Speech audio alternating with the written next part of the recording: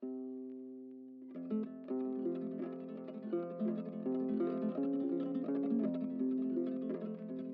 guys, my name is Maurice and this week's video is going to be a little bit different. A few days ago, I received the amazing news that we hit 100 subscribers. That's such a weird thing to say.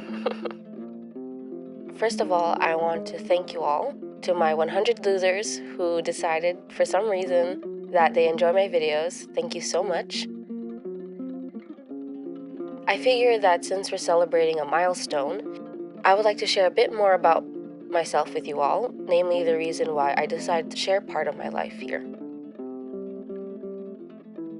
So I've always been known as the shy, smart kid who's always on her best behavior. I've said my P's and my Q's, I said my please and my thank yous. I had an extremely difficult time expressing anything. After consistently being the youngest in every social setting, I'm so accustomed to not speak unless spoken to or to let the older ones talk that I never really learned to express myself. So much so that I had very little confidence in myself. Whether it was the people at school who felt the need to constantly remind me of my weight, or if it was the lack of reassurance from others, it was just challenging to find even a little ounce of self-confidence. As a result, I always felt mentally off, in a sense where I was aware that something in my brain wasn't clicking. I was physically alive, but I wasn't me. It was as if I was an actor playing the role of Maurice. And honestly, I don't think I remember a time where I felt 100% myself. So this is where school comes in. Academia is where I thrive. It's where I can be more than just the youngest, the fat silent kid, the well-behaved child. It's where I could be good at something and have that acknowledged.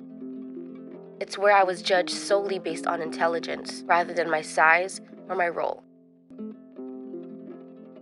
It's where I learned different ways to document my thoughts, whether it was through writing, filmmaking, researching. School is what got me out of bed. Although I didn't believe in myself, I believed in my brain, which created a silent but huge ego. In high school, I had zero confidence. I was insecure about everything: my look, my friendships, my thoughts. The one thing that brought me joy was my music class. Although it was evidently a platform for self-expression, it was honestly more of a distraction for me. It was where the music was louder than my doubts. It was where the early morning practices woke me up from my dreamless nights. It was where I could disappear within the orchestra. And at the level at which we were playing, it was so time-consuming that I didn't even have time to think about anything else. 5 years later, I'm in CJEP. In CJEP, I buried myself in filmmaking and sound. It was a whole new world of art that I was determined to excel at. It was such an intense 2 years that I was basically on autopilot. No time for anything else, just make art. Yet again, I found myself a new distraction. I loved the distraction and the feeling of succeeding that I sprinted those years. Project after project after project, I just kept running and running and running. But then I started uni, and I tripped. Suddenly, school was easy. And yes, that does seem a bit egotistical and arrogant for me to say, but I wasn't being challenged. There wasn't anything new to figure out, no new theories for me to explore. I was doing nothing. I wasn't using my brain, and I felt like I was rotting in my head. I don't think I've ever told anyone this, but this is where my mental health shot down, and I'm not going to sugarcoat it. It was bad. Suddenly, I had nothing else to do but be with myself, and I was terrified. I could slowly feel myself losing the battle in my head, and I wanted to give up. But thankfully, this is where my big ego saves the day. Once that dark thought flashed for a millisecond in my head, I experienced fear for my well-being, which soon turned into anger. Why, you may ask? Well, I thought to myself, I never fail, and I never give up, so why am I going to give up? That makes no sense. I was always alone to figure out my problems, and I never asked other people for help. But I knew deep down, if I wanted to succeed, I needed to ask someone. So I decided to go get professional help. You may think that it's stupid, but yeah, it was my big ego that saved my life. It was my need to always be right and my need to always succeed that actually got me out of that little episode. But also, I had to tell myself that there's no shame in asking for help, especially for mental health. Honestly, I was shocked to see how many negative reactions I received when I shared that I was going to therapy or I'm on antidepressants.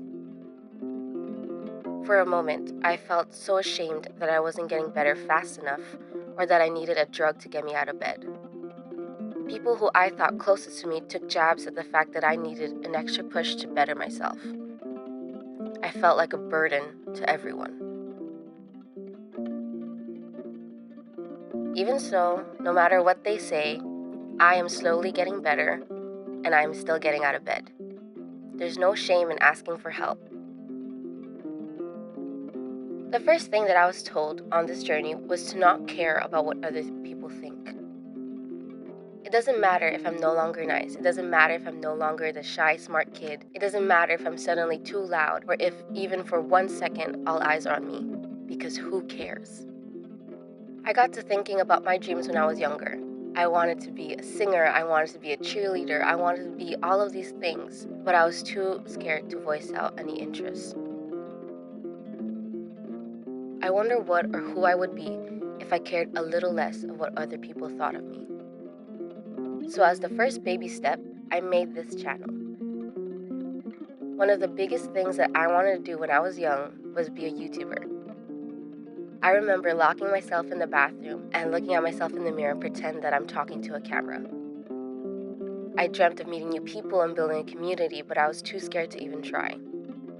And although it's a bit too late for me to be a singer or a cheerleader, I can do this one small thing. So here I am, caring a little less of what other people think and doing something that I want to do. Who knows, maybe in 5 years I'll feel embarrassed by my videos, but I'd rather experience embarrassment than regret. Doing a small thing like starting a channel is a big step for me and my self-image. And I'm so grateful that I'm able to share this vulnerable journey with 100 of you guys. I'm honored and honestly a little anxious about having this platform.